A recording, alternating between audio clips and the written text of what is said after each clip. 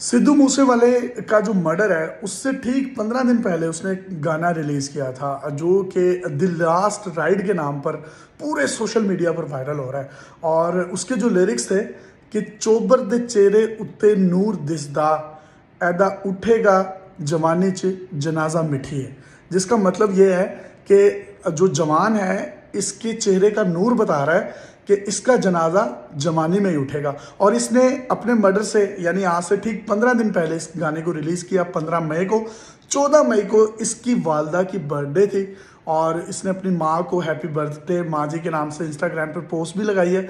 ये माँ का इकलौता बेटा था और खालिस्तान तहरीक जो है, जो इंडिया में सिखों की तहरीक है, उसका ये सरगर्म कारकुन भी था। और मोदी का जो फाशिस्ट नज़रिया है जिसके तहत आपको पता है इंडिया में जो अक़लियतें हैं उनका तहफ़्फ़ुज़ जो है उसको वो यकीनी बनाने में नाकाम रहे हैं।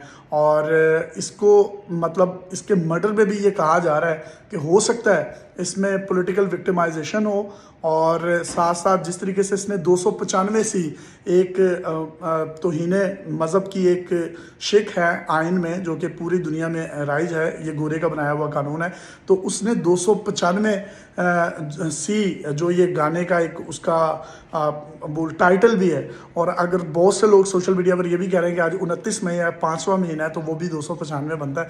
तो बहुत से महरिकात हैं जिसने सोशल मीडिया पर जंगल में आग की तरह इस खबर को फैलाया है। और एक लेजेंड, मैं कहूँगा कि ये लेजेंड बंदा था जिसने प्रॉमिस भी किया था कि वो पाकिस्तान आएगा, इस्लामाबाद आएगा, लाहौर आएगा, लेकिन वो अपना वादा वफा ना कर सका।